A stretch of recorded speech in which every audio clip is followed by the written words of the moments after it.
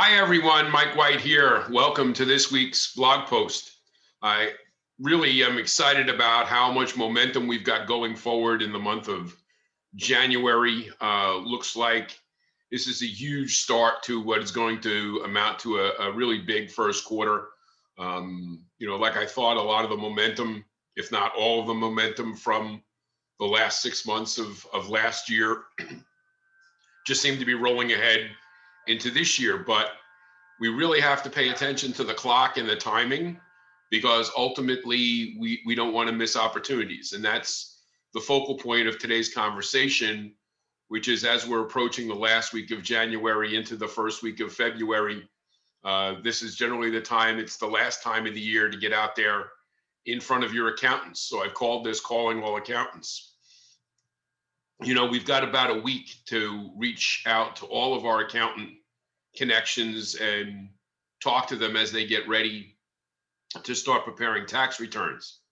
Accountants are a huge referral partner to my clients. They're really important people. They have great databases of clients that you're able to help and provide value to. And I think it's really imperative that loan officers really strengthen and grow those relationships. The important part that I reach out to you guys and tell you is that now is not the time to cold call or send direct mail to accountants that you don't know. Right now, it's a matter of you communicating and connecting with the accountants you already know, the ones that you've built your database around and have spoke to during the course of the year, to remind them that for every tax return that they do, there's an opportunity for those people who either rent to seriously consider home ownership, as well as those who own to have an annual review. So it's really important to pay attention to that. And for those of you who are part of the program, we know that they are an important part of our referral triangle.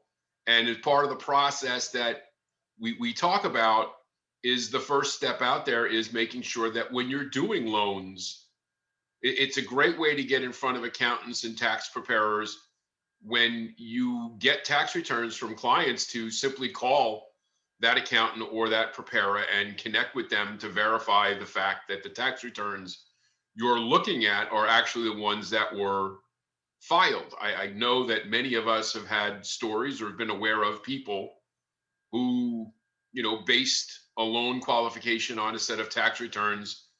And when the transcripts came back, the transcripts didn't reflect the same information that was on the tax returns that we were given. So the simple fact that, or the action of picking up the phone and talking to that accountant, verifying the returns that you have not been amended or indeed were filed, the ones exactly that you're looking at, is a great icebreaker. It's a great way to get in front of that accountant first, sharing a mutual client experience so that there's no challenges down the road. Now, that's not the point where you ask for business. You follow up with that client after that particular loan closes. What I have my clients do is, and I suggest that you do, is to send them a thank you card.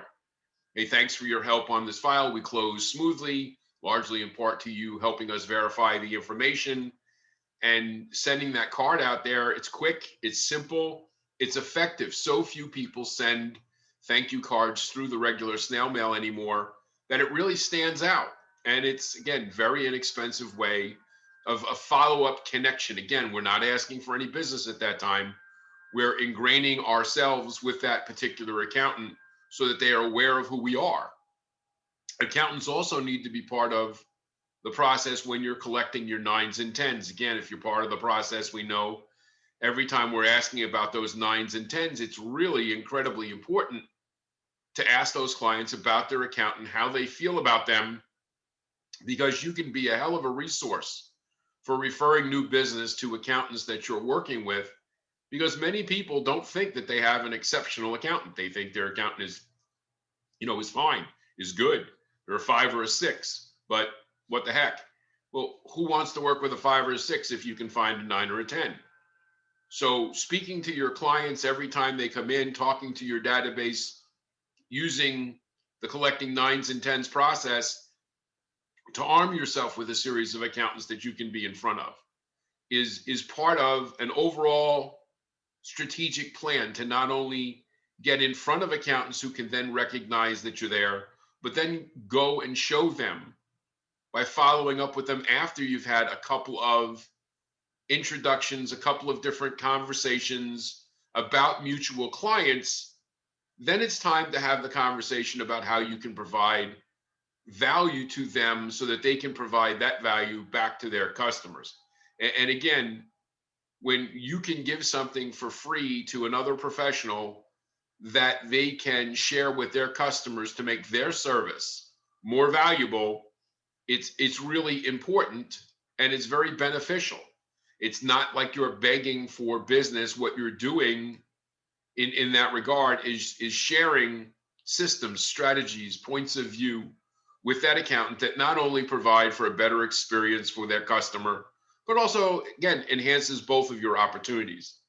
And when you think about it going forward, after the tax season is over, when you get into the summer, it's really important that you keep in mind that that accountant can be a great resource when it comes to you doing either videos or live events for home buyers, whether they be first time home buyers, whether they be first time home sellers, whether they be any type of meeting that you're having, even with real estate agents or attorneys or what have you. Having an accountant that you work with explain tax ramifications and things like that in a way that comes from their professional expertise can further align you and further connect you to exceptional professionals in your market. And that always is a good thing because let's be honest, our markets are constantly changing between rates and terms and products and programs and all the different things. Your ability to provide that annual mortgage fitness checkup for that accountant and all those accountants clients is monumental. And again, we get back to the strategy that we've talked about every year is reconnecting with those same accountants in late August, early September, as they prepare to get in front of those clients that filed tax extensions, because those tax extensions are due in October. And it's important at that point for them to ask those clients, are they thinking about potentially buying or selling a property in the next few years?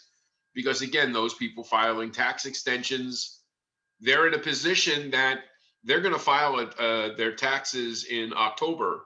Their accountant can refile taxes again for the following year in February. So in less than 6 months, they've got 2 years worth of documented income. That's an important place to be. It's an important strategy to share. It doesn't work for everybody, but for those who it works for, it works great. So again, it's the last week or so that we have to get out in front of our accountants before they really get busy. It's probably going to be the last time you're going to get a chance to talk to them till the summer. So I strongly suggest that you do that to the ones already in your database. If you don't already have a plan to get in front of those accountants, now's the time to go into the website, look at the process, start collecting those nines and tens, start collecting those accountants and building a rapport with those people, start checking and verifying your tax returns. It's really important and very simple steps to do. It can avoid a lot of challenges for you down the road and may create opportunities. So good luck this week. Keep working hard. Stay out in front of it. We'll talk to you again next week. Take care.